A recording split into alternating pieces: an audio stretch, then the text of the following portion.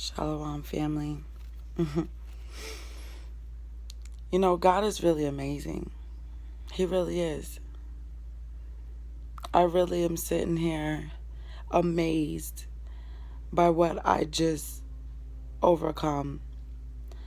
So, weeks ago, I I had a prayer. I made a prayer request for God to speak to me. And I told him I was seeking his face and I was just going to sit and be quiet and listen.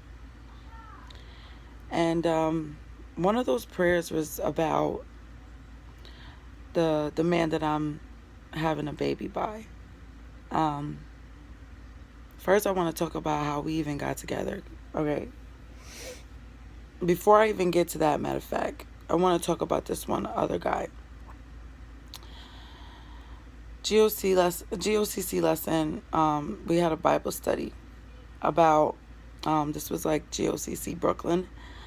We had a Bible study about basically women like myself always overlooking the underdog and not noticing who our potential true soulmates are because they're probably not as much of an eye candy as another. They're not thugs. They're not flashy and flamboyant, They don't really care about name brands. But those are the guys that are actually more filled with the Spirit, and God has chosen them as a man of God. And when you're a woman of God, that's the type of man that you want. But me, being stubborn, I fell out of the truth, and I ended up getting pregnant by a man that is so handsome and so muscular. It's like everything was lust. We were together for 4 months and I got pregnant because he felt the need to fill my head with all of these fairy tale lies and tell me that he loved me and he wanted to marry me and he deserved family and he wanted to give me this baby to change me and all this other stuff. And I allowed him to get me pregnant because I believed him. Right after we found out I was pregnant, we just started fighting all the time. And he left me. He left me for about 4 months into my pregnancy. I was by myself. He told me that he would never leave me alone and never let me go to doctor's appointments by myself, but that's exactly what I did. Everything this man told me he wanted to do was a lie. He lied to me. And then I go back and think about the other brother that loved me for me. He was just as celibate as I was. Nothing was about sex. Everything was about our bond with God. Everything was about getting to know God. And it makes me want to cry because now I'm pregnant. I'm 6 months pregnant. And I tried to make this relationship with my kid's father work. And he just comes out hurting me, lying all the time. Putting me secondary to everything. I'm not a priority. He stands me up whenever he feels like it. He shuts me out. He doesn't want to deal with me. He just makes me feel like I'm nothing. And I just ask myself, why, Lord, why? So, like I said a couple weeks ago, I allowed the Lord to speak to me. And when he spoke to me, he told me that my child's father, is not the one. He said I need to stay away from him. He said that man has so many demons with him that has made him darker than night. Which means his heart is so pitch black dark, you can't even see through it. And with those type of demons, he didn't want those demons around me, attacking me. Because that's exactly what they're doing. Every time I allow that man around, he tries to break my celibacy. He did accomplish 2 times already. He doesn't respect my relationship with God. He makes a mockery of it. He just disrespects me so much, and it's not right. It's not right. It's not right at all. And I just be feeling, you know, like, Lord, why me? You know what I mean? Like, why me? Why should I have to go through this? Like, what did I ever do to deserve this? So, like I said, he spoke to me and he told me, peace and be still. And he told me that he needs me to rid myself of my child's father. He needs me to stop talking to him, stop communicating with him, and leave him alone. Just leave him alone. He said he's blocking my blessings. The Lord told me that he'll never be my husband. He's not called out by God at all. He's not. He has no faith. He doesn't believe in my God. He does not. He doesn't believe in anything but money. And he feels that him striving and making risk and sacrificing the way he is going to make him wealthy and comfortable one day, but it's not. It's only going to remain him in poverty. And he doesn't want me to be affected by that at all. So he's telling me to walk away. He's telling me to walk away. And he also told me that the man that he has for me, my real husband, he awaits for me from afar. He's already filled and fired up with the Holy Spirit. He's already a man of God. And he has been preparing him for years for a wife like me. He said, but the only problem is that I am not ready for this man.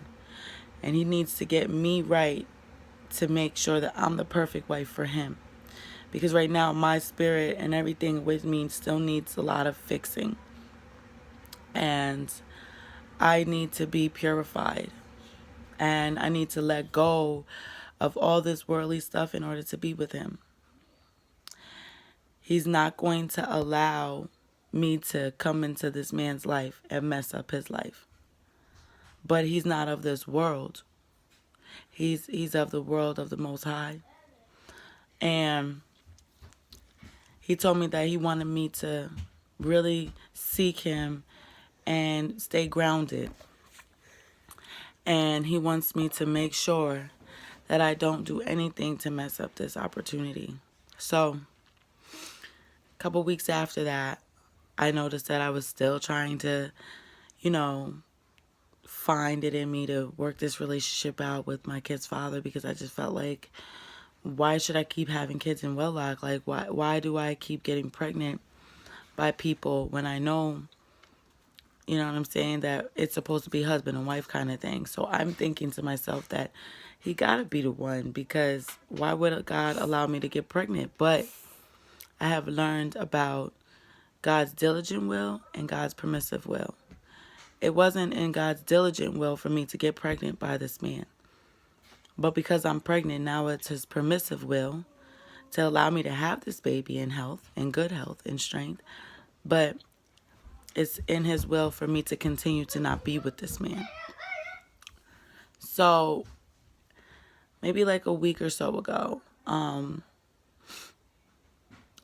the other guy that I was talking to like 2 years ago, he contacted me on Facebook. He reached out to me and sent me a friend request. And I was a little hesitant to accept, but the Lord spoke to me and told me to accept his friend request. And we ended up talking. Like, nothing ever happened. Mind you, I really hurt this man 2 years ago. I was already with him. He was the man for me the whole time, and I never knew. And I hurt him. And I broke up with him. And I just disrespected him so bad because I was still in my wickedness. And the Lord allowed us to separate because I wasn't on the straight and narrow the way I should have been. So I ended up falling into sin again. Like once I found the truth, I fell out for about a year and a half. And it just so happened that this guy moved all the way to Virginia. So now we're talking and we're just friends. And we're just reconnecting and, catching up. And, as time goes on, I'm telling him about all my relationship problems and I'm crying to him and telling him, like, I just don't understand what's going on, this and that and third. So I need some water. All right, go get it. So after some time, I ended up,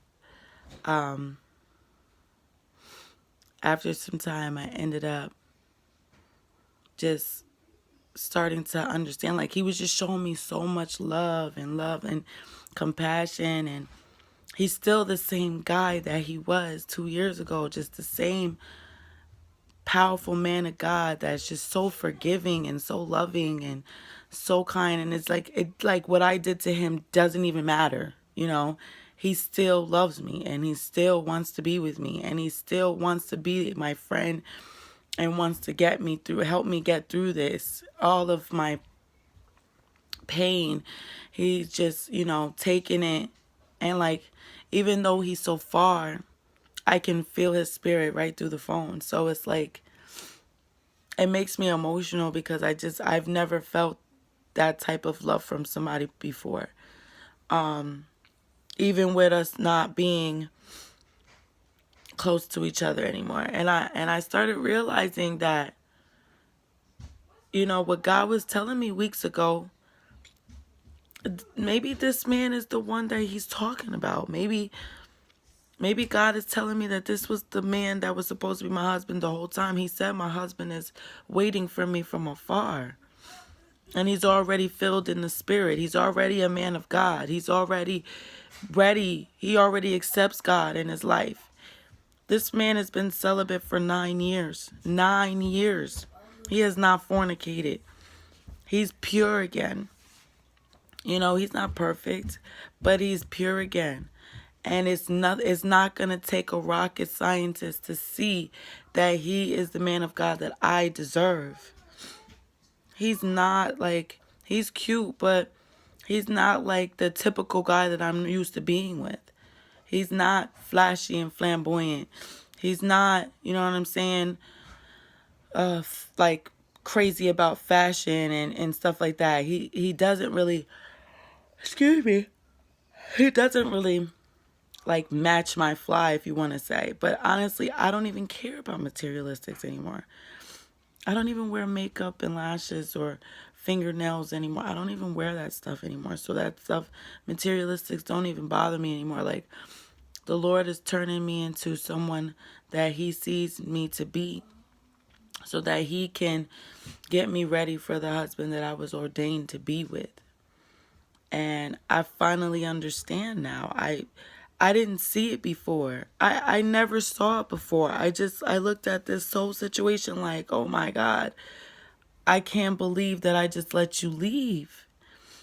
And I'm trying to tell myself, like, why did I allow you? I'm like, if you're my husband, then why did the Father allow you to leave? Does he want me to leave with you? Does he want me to go follow you to Virginia and leave New York all behind? Because where I am in Albany, it's getting bad out here. These people are killing each other so bad. I can't raise my children out here. He lives out in Virginia where there's nothing but farm, and it's more out of the grid. Get out. And he just has a whole different life now, and he's at peace. He told me that he got out of Albany because there's no growth there, and it's true. There is no growth there. And I feel like the Lord is going to prepare me for a state where I can leave and I can get out of there. And I don't have to ever come back. But I have to finish what I have to do here first before I can actually leave. So I've been in this apartment for almost 3 years. I have a situation that I have to handle, and it's probably going to require me to be here for another 5 years, but that's okay because in the meantime, I'm going to continue to work on me, work on my celibacy, work on my relationship with Christ, and the Lord is going to work things out for me. And I guess I'm just going to make sure that I become the right wife for him. So my advice to all of you ladies, don't be so quick to fall into Satan's trap. Because what I've understood is that the one that I'm pregnant by now was on an assignment from Satan. The adversary brought him in to distract my mind from who is really meant for me. And the Lord allowed me to go through this test, and I failed completely. And I fornicated with this man. I got a baby with him within 4 months of our relationship. I don't even really know anything about him. He doesn't really know anything about me. That's how I know that this relationship was not of God. Nothing that happened between me and my kid's father was of God at all. So at the end of the day, what I encourage you all, if you have someone that happens to come into your life and doesn't respect the woman that you are and wants to rush into things and is spreading all this fairy tales in your head and trying to rush to give you a baby, think about what Satan could possibly be doing to try to trap you up. Because I didn't think about that before. I looked at this man's appearance and saw everything I desired, everything of the flesh. But I never thought about my soul and what my soul needs and what kind of husband that I really see fit for me and my children. I never, ever thought about that. And this man is just not that type of person for me. I feel so much better now that I see the truth and I see exactly what the adversary did to me. And now I can move on, I can be strong, and I will never ever allow this man back into my life to hurt me or lie to me or deceive me and manipulate me ever again. Shalom.